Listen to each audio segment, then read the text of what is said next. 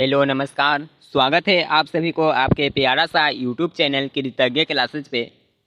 दोस्तों, आज की इस वीडियो में 10th क्लास हिंदी का फर्स्ट चैप्टर है गद्यखंड का श्रम विभाजन और जाति प्रथा। उसके हम लोग line by line explanation objective question को कर लिए हैं। यदि आप उस वीडियो को नहीं देखे होंगे तो उसको ज़रूर देख लीजिएगा। और आज हम लोग फाइनली लेकर आ गए हैं इसके पाठ का जो प्रश्न उत्तर है VVI सब्जेक्टिव क्वेश्चन, जो कि आपके अपकमिंग एग्ज़ाम 2023 के लिए बहुत ही इम्पोर्टेंट होने वाला है। और कुछ दिनों से क्लास है जो कि नहीं चल रहा था, स्टूडेंट्स का कमेंट भी आ रहा था कि क्लास नहीं हो रहा था। दोस्तों, कुछ इशू की वजह से क्लास है जो कि कंटिन्यू नहीं हो पा रहा था, अब है जो कि क्लास कंटिन्यू होगा। आप सभी चैनल के साथ बने रहे और जो भी स्टूडेंट्स चैनल पे न्यू आए हैं वो चैनल को सब्सक्राइब करके और ऑल नोटिफिकेशन को ऑन कर लीजिए। फटाफट से यहाँ पे शुरू करते हैं। जो आपके बुक में है पाठ से प्रश्न उत्तर दिया गया है उसको करेंगे, और इसमें से बहुत सारे क्वेश्चन हैं जो कि डायरेक्ट बोर्ड एग्जाम में पूछे जाते हैं। तो यहाँ पे देखेगा प्रश्न नंबर 1, लेखक किस विडंबना की बात करते हैं, विडंबना का स्वरूप क्या है। और जल्द से आप सभी इसे अपने दोस्तों के पास शेयर कर दीजिए। फर्स्ट क्वेश्चन देखेगा, लेखक किस विडंबना की बात करते हैं और जो विडंबना का स्वरूप है यह क्या है, फर्स्ट क्वेश्चन में पूछा गया है। आंसर देखिए यहाँ पे, लेखक महोदय, आधुनिक युग में भी जातिवाद के पोषकों की कमी नहीं है जिसे विडंबना कहते हैं। विडंबना किसे बताते हैं, भीमराव अंबेडकर। जो अभी आधुनिक युग में भी जो जातिवाद है इसके जो पोषक को इसको समर्थन करने वाले का कमी नहीं है, इसे ही जो भीमराव अंबेडकर है वह विडंबना बताते हैं। विडंबना के स्वरूप क्या है, तो देखिए विडंबना के स्वरूप की बात करेंगे। विडंबना का स्वरूप यह है कि आधुनिक सभ्य समाज कार्य कुशलता के लिए श्रम विभाजन को आवश्यक मानता है। चूँकि जाति प्रथा भी श्रम विभाजन का ही दूसरा रूप है, इसलिए इसमें कोई बुराई नहीं है। आई होप आप सभी फर्स्ट क्वेश्चन समझ गए होंगे, तो जल्द से लाइव चैट में थम्स अप कर दीजिए। अब बढ़ते हैं यहाँ पे प्रश्न संख्या 2।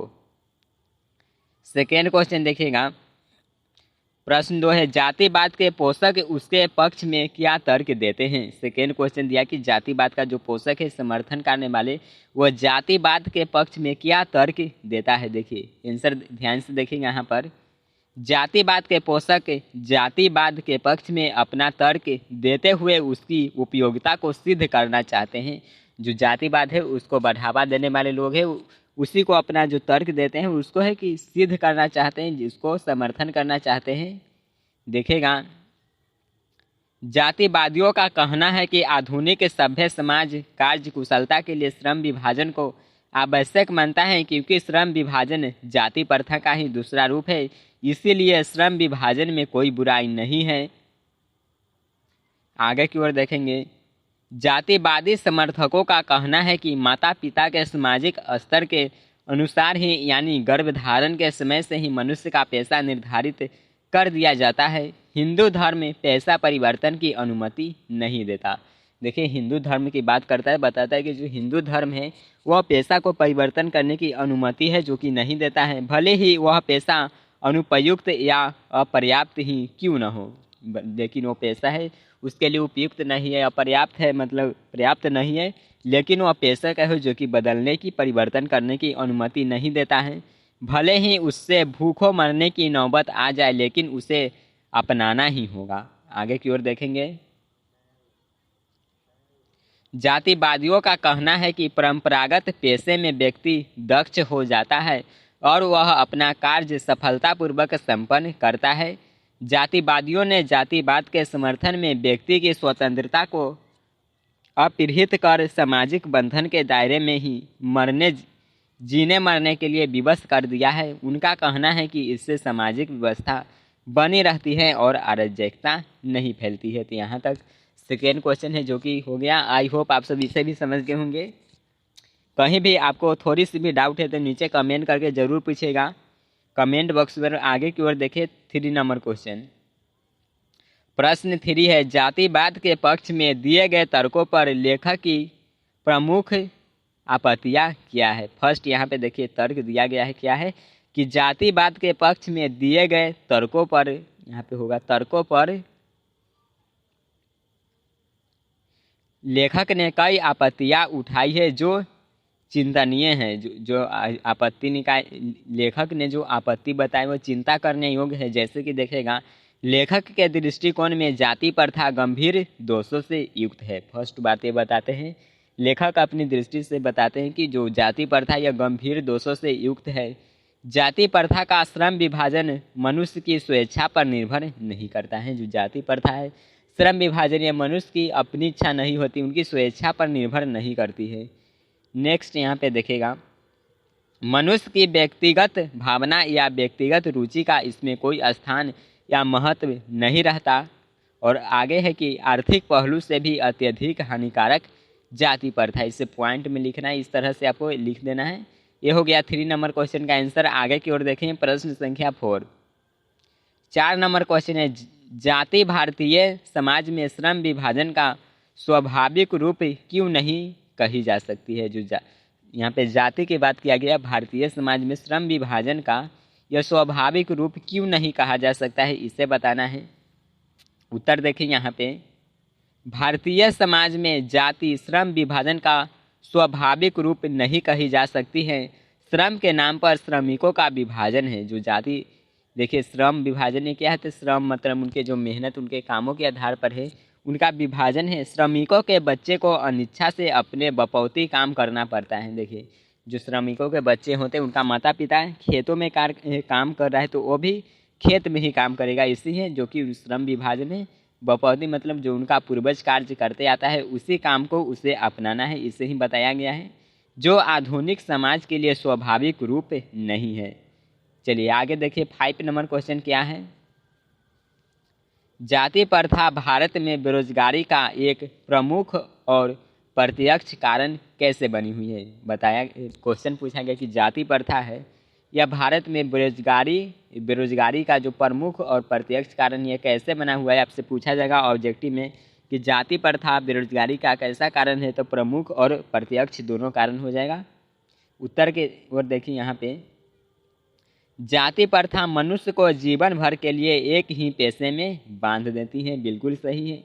भले ही पैसा अनुपयुक्त या अपर्याप्त होने के कारण वह भूखों मर जाए, आधुनिक युग में उद्योग धंधों की प्रक्रिया तथा तकनीक में निरंतर विकास और अकस्मात परिवर्तन होने के कारण मनुष्य को पेशा बदलने की आवश्यकता पड़ सकती है। बिल्कुल पड़ सकती है। यहाँ पे देखेंगे, कोई उसका जीवन है अपन है, उस पेशा से नहीं चले तो बिल्कुल वह चेंज करेगा। लेकिन यहाँ पे देखिए, किंतु भारतीय हिंदू धर्म की जाति प्रथा व्यक्ति को प्रांगत होने के बावजूद ऐसा पेशा चुनने की अनुमति नहीं देती है जो उसका पैतृक पेशा नहीं हो। जो कि उसका वह पेशा चुनना चाहता है, लेकिन उसके पूर्वजों ने वह पेशा नहीं चुना है, तो वह ऐसी पेशा को उसे चुनने की अनुमति है जो कि नहीं देता है। इस प्रकार पेशा परिवर्तन की अनुमति न देकर जाति प्रथा भारतीय समाज में बेरोजगारी का एक प्रमुख और प्रत्यक्ष कारण बनी हुई है। आई होप आप सभी इसे समझ गए होंगे कि जाति प्रथा के बारे में बताया कि जाति प्रथा बेरोजगारी का कारण कैसे बनाई हुई। तो देखिए, वो काम कर रहा है लेकिन उसमें उसका इनकम है जो कि बहुत कम हो रहा है, और वह चाहता है कि उस काम को चेंज करके दूसरा काम करे, इसलिए उसका इनकम ज़्यादा हो रहा है। तो इनकम जब ज़्यादा होगा तो बिल्कुल बेरोजगारी भी हटेगा नहीं। तो इसी तरह से बताया गया कि यह पेशा को चेंज नहीं कर सकता। जाति प्रथा के कारण पेशा चेंज नहीं करे तो बिल्कुल बेरोजगारी तो रहेगा ही। तो ये इसी कारण से जो कि जाति प्रथा बेरोजगारी का प्रमुख व प्रत्यक्ष कारण बनी हुई है। चलिए आगे की ओर देखिए, 6 नंबर क्वेश्चन, लेखक आज के उद्योगों में गरीबी और उत्पीड़न से भी बड़ी समस्या किसे मानते हैं और क्यों। 6 नंबर क्वेश्चन देखिए, लेखक आज के उद्योगों में गरीबी और उत्पीड़न से सबसे बड़ी समस्या किसे मानते हैं और क्यों मानते हैं। चलिए यहाँ पे आंसर देखिए, लेखक आज के उद्योगों में गरीबी और उत्पीड़न से सबसे बड़ी समस्या जाति प्रथा को मानते हैं। किससे मानते हैं, तो जाति प्रथा को मानते हैं। जाति प्रथा के कारण पेशा चुनने में स्वतंत्रता नहीं होती है। मनुष्य की व्यक्तिगत भावना तथा व्यक्तिगत रुचि का इसमें कोई स्थान नहीं होता। मजबूरी बस जहाँ काम करने वालों का न दिल लगता हो न दिमाग, कोई कुशलता कैसे प्राप्त की जा सकती है। अतः यह निर्विवाद रूप से सिद्ध हो जाता है कि आर्थिक पहलू से भी जाति प्रथा हानिकारक प्रथा है। आई होप आप सभी 6 नंबर क्वेश्चन के आंसर को समझ गए होंगे। और यदि आप इसका स्क्रीनशॉट लेना चाहते हैं तो जल्द से स्क्रीनशॉट ले लीजिए और आपका यह PDF है जो कि टेलीग्राम चैनल पे प्रोवाइड कर दिया जाएगा। यदि आप ज्वाइन नहीं किए तो नीचे डिस्क्रिप्शन में लिंक है, ज्वाइन कर लीजिए। नेक्स्ट 7 नंबर क्वेश्चन देखिए। आपको यहाँ पे वॉइस में भी थोड़ी सी है जो कि चेंजेस देखने को मिल रहा होगा।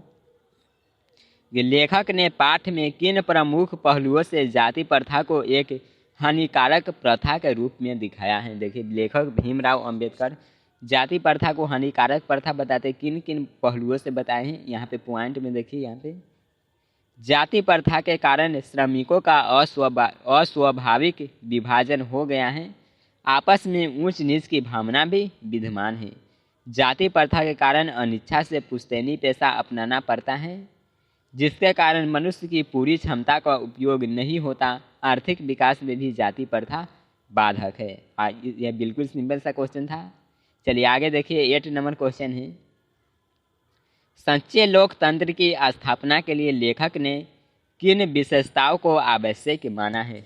भीमराव अंबेडकर बताते हैं कि यदि सच्चे लोकतंत्र की स्थापना करना, तो इसके लिए कौन कौन सी विशेषताएं है जिसकी आवश्यक होना ही चाहिए। आंसर की ओर देखिए। डॉक्टर भीमराव अंबेडकर ने सच्चे लोकतंत्र की स्थापना के लिए निम्नलिखित विशेषताओं का उल्लेख किए हैं। जैसे कि यहाँ पे देखिएगा, फर्स्ट में है, सच्चे लोकतंत्र के लिए समाज में स्वतंत्रता, समानता और भारतीयत्व की भावना वृद्धि हो। जो भारतीयत्व भावना है इसकी वृद्धि होनी चाहिए। समाज में इतनी गतिशीलता बनी रहे कि कोई भी वांछित परिवर्तन समाज के एक छोर से दूसरे छोर तक संचालित हो सके। बिल्कुल सही है। आगे की ओर देखिए। समाज में बहुविध हितों में, मतलब कि अनेक, एक से अधिक हित, जब भी हित का बात किया जाए तो सबका भाग होना चाहिए और सबको उनकी रक्षा के लिए सजग रहना चाहिए। नेक्स्ट है, सामाजिक जीवन में अबाध संपर्क के अनेक साधन व अवसर उपलब्ध रहने चाहिए। उसके बाद बताते हैं कि दूध पानी के मिश्रण की तरह भाईचारा होने चाहिए। ऑब्जेक्टिव में ये भी पूछा जाएगा कि भीमराव अंबेडकर के अनुसार भाईचारे किस तरह का होना चाहिए, तो दिया रहेगा ऑप्शन में दूध पानी के मिश्रण की तरह, तो यह करेक्ट आंसर हो जाएगा। देखिए नेक्स्ट यहाँ पे है कि इन्हीं गुणों या विशेषताओं से युक्त तंत्र का दूसरा नाम लोकतंत्र है। जब यहाँ पे जो पॉइंट दिया गया, देखिए पॉइंट 1, 2, 3, ये सभी गुण है जो कि आ जाएगा। तो इसी, उसके बाद यहाँ पे पॉइंट 4 है, तो इसी को जो मिश्रण है, इसी सभी गुणों का मिलाने पे जो विशेषता बनता है, इसी का नाम है लोकतंत्र। अब्राहम लिंकन के अनुसार लोकतंत्र का परिभाषा आप सभी पढ़े ही होंगे, ये जो कि इकोनॉमिक्स का पार्ट है, तो इकोनॉमिक्स में उसे पढ़ाया जाएगा। आगे की ओर देखिए, यहाँ पे श्रम विभाजन और जाति प्रथा, इसके पाठ का देखिए सारांश लिखने को बोला गया है। चलिए यहाँ पे सारांश देख लेते हैं, और सारांश किस तरह से लिखना है ये भी यहाँ पे समझ लीजिए। श्रम विभाजन और जाति प्रथा पाठ का सारांश, यह फर्स्ट चैप्टर है गद्यखंड का। देखिए प्रस्तुत पाठ में लेखक महोदय ने जाति प्रथा के कारण समाज उत्पन्न रूढ़िवादिता एवं लोकतंत्र पर खतरा को चित्रित किया है। एकदम यहाँ पे सिंपल है सारांश। देखिए पूरी कहानी आपको समझ आएगा। आज के वैज्ञानिक युग में भी जातिवाद के पोषकों की कमी नहीं है। उनका तर्क है कि आधुनिक समाज कार्य कुशलता के लिए श्रम विभाजन को आवश्यक मानता है। चूँकि जाति प्रथा भी श्रम विभाजन का दूसरा रूप है। जाति प्रथा किसका दूसरा रूप है, जल्द से आप सभी लाइव चैट में बताइएगा। जाति प्रथा किसका दूसरा रूप है, तो श्रम विभाजन का दूसरा रूप है। परंतु जाति प्रथा के कारण श्रमिकों का अस्वाभाविक विभाजन विभाजित वर्गों को एक दूसरे की उपेक्षा, ऊंच नीच भी करार देती है, जो विश्व के किसी भी समाज में नहीं पाया जाता है। आगे की ओर देखेंगे सारांश में, वह अस्वाभाविक श्रम विभाजन के कारण मनुष्य स्वतंत्र रूप से अपनी पेशा का चुनाव नहीं कर सकता। माता पिता के सामाजिक स्तर के अनुसार पेशा निर्धारित कर दिया जाता है। मनुष्य को जीवन भर के लिए एक पेशे में बांध देती है। बिल्कुल ये सभी है जो कि पढ़े हैं आप सभी। भले ही पेशा अनुपयुक्त और अपर्याप्त होने के कारण वह भूखों मर जाए, वो पेशा है उसके लिए उपयुक्त नहीं है, भले ही वह भूखा मर जाए, लेकिन कार्य उसे वही करना है ज़बरदस्ती। अरे यही काम करो, नहीं करोगे तुम, बिल्कुल आपको यही काम करना है, चाहे तुम भूखे ही मर जाओ, कोई प्रॉब्लम नहीं है। चलिए आगे की ओर देखिए। पैतृक पेशा में वह प्रांगत नहीं हो, इसके बाद भी चुनाव करना पड़ता है। जाति प्रथा भारत में बेरोजगारी का एक प्रमुख व प्रत्यक्ष कारण बनी हुई है। ऑब्जेक्टिव के लिए इम्पोर्टेंट है, आगे की ओर इसी को देखेंगे। इस प्रकार हम देखते हैं कि श्रम विभाजन की दृष्टि से भी जाति प्रथा गंभीर दोषों से युक्त है। आज के उद्योगों में गरीबी और उत्पीड़न इतनी बड़ी समस्या नहीं जितनी यह है कि बहुत से लोग निर्धारित कार्य को अरुचि के साथ विवस्थावश करते हैं। ऐसी परिस्थिति में स्वभावतः मनुष्य को दुर्भावना से ग्रस्त रहकर टालू काम करने और कम काम करने के लिए प्रेरित करती है। आर्थिक पहलू से भी जाति प्रथा हानिकारक प्रथा है। देखिए यहाँ पे नेक्स्ट सारांश में आगे की ओर बढ़ेंगे कि लेखक की दृष्टि में आदर्श समाज स्वतंत्रता, समता और भ्रातृत्व पर आधारित होना चाहिए। ये सभी ऑब्जेक्टिव के पॉइंट्स बहुत ही इंपॉर्टेंट है, ध्यान रखिएगा इस सभी को। भ्रातृत्व अर्थात भाईचारे में किसी को क्या आपत्ति हो सकती है। आदर्श समाज में गतिशीलता होनी चाहिए कि वांछित परिवर्तन समाज के एक छोर से दूसरे छोर तक संचालित हो सके। उसके बाद बताते हैं कि दूध पानी के मिश्रण की तरह भाईचारे का यही वास्तविक रूप है और इसी का दूसरा नाम लोकतंत्र है। मूलतः सामूहिक जीवनचर्या की एक रीति तथा समाज के सम्मिलित अनुभवों के आदान प्रदान का नाम है। इसमें यह आवश्यक है कि अपने साथियों के प्रति श्रद्धा सम्मान का भाव हो। जो अपने साथी उसके प्रति श्रद्धा और सम्मान का भाव होना चाहिए। यहाँ पे है जो कि श्रम विभाजन और जाति प्रथा यह निबंध, इसका सारांश कंप्लीट होता है। आपको किसी भी तरह का डाउट है तो नीचे कमेंट करके ज़रूर पूछिए। और आज का ये क्लास आपको कैसा लगा कमेंट करके ज़रूर बताइए। आपके कमेंट का इंतज़ार रहेगा और नेक्स्ट क्लास के लिए हमें मोटिवेशन भी मिलेगा इसी आपके कमेंट की बदौलत। तो जल्द से आपसे फटाफट कमेंट बॉक्स में बताइए कि आज का आपको क्लास कैसा लगा और वीडियो को लाइक और शेयर कर दीजिए।